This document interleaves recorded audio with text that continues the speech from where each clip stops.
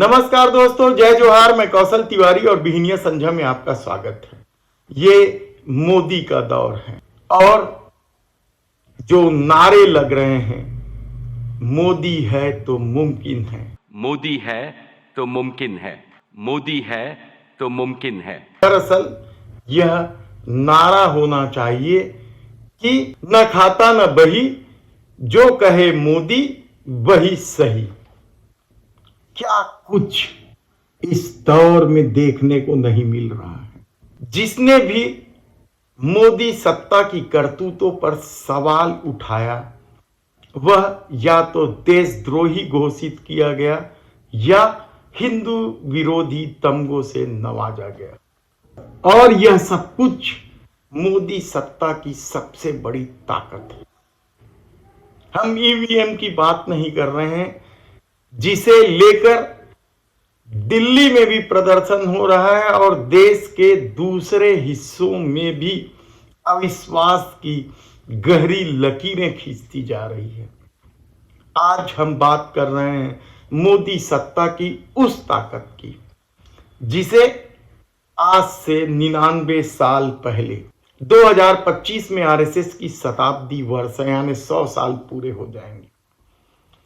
तब से लेकर आज तक आरएसएस ने धर्म के आश्रय, राष्ट्रवाद के आश्रय इस देश में राजनीति की एक ऐसी पौध या फसल तैयार की है जिसका असर अब दिखाई देने लगा है।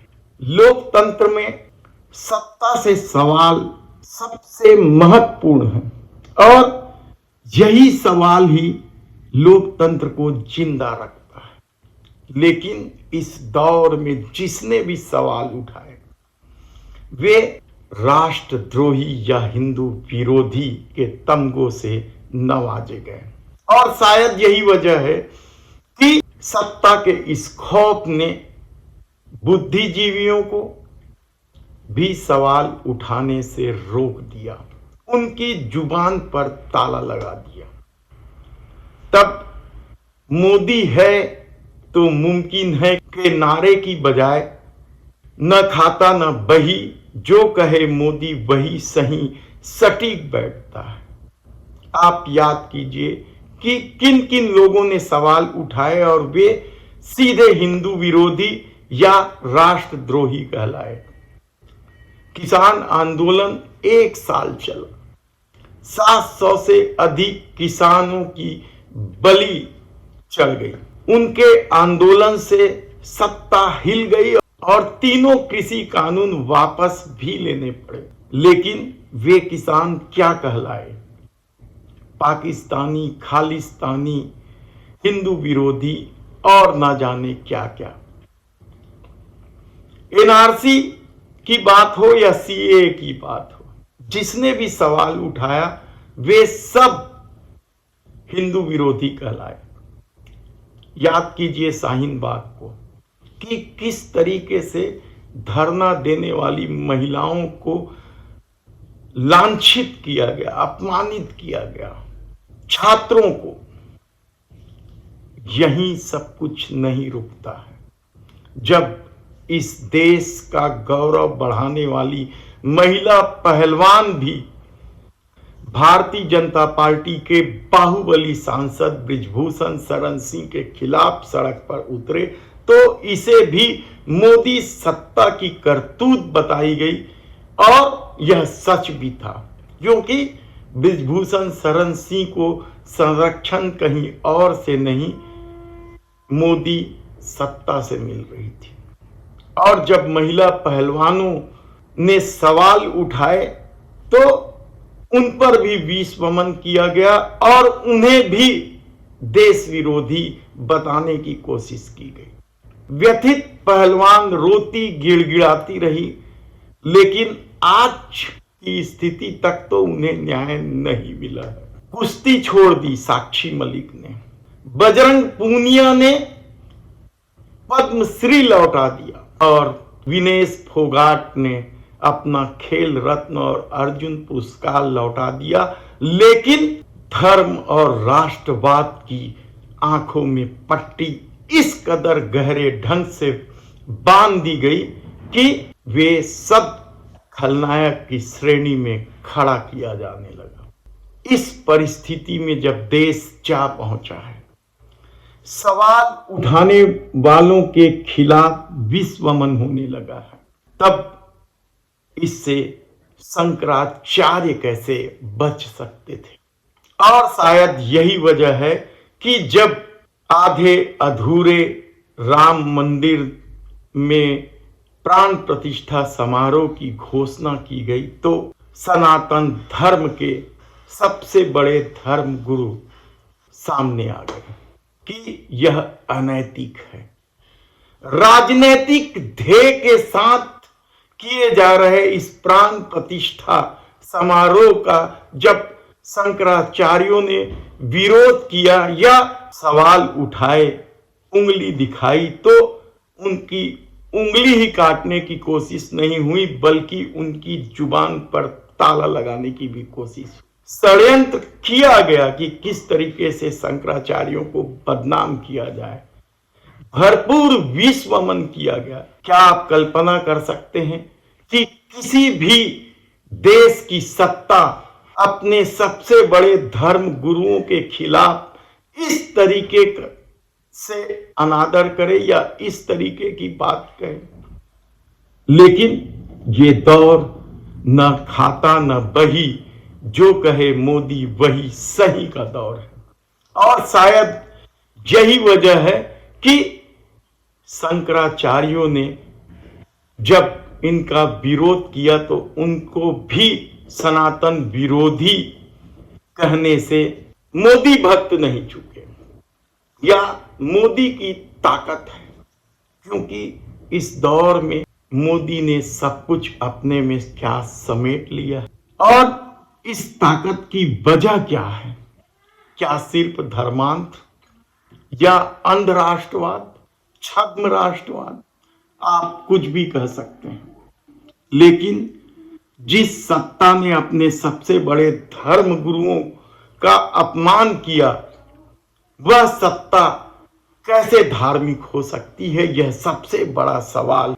लेकिन 22 जनवरी को प्राण प्रतिष्ठा समारोह होगा, यह अलग बात है कि किसे आमंत्रण देना है, किसे आना है, किसे बुलाना है, किसे नहीं बुलाना है, किसे रोक देना है आमंत्रण देकर। यह सब कुछ चंपत राय तय कर रहे हैं। चंपत राय यानी विश्व हिंदू परिषद के उपाध्यक्ष, चंपत राय यानी आरएसएस के संस्कार से पले बढ़े। लेकिन आप सोच सकते हैं कि राजनैतिक विरोधी ही नहीं, जिन्होंने राम जन्मभूमि आंदोलन में अपना सब कुछ होम कर दिया।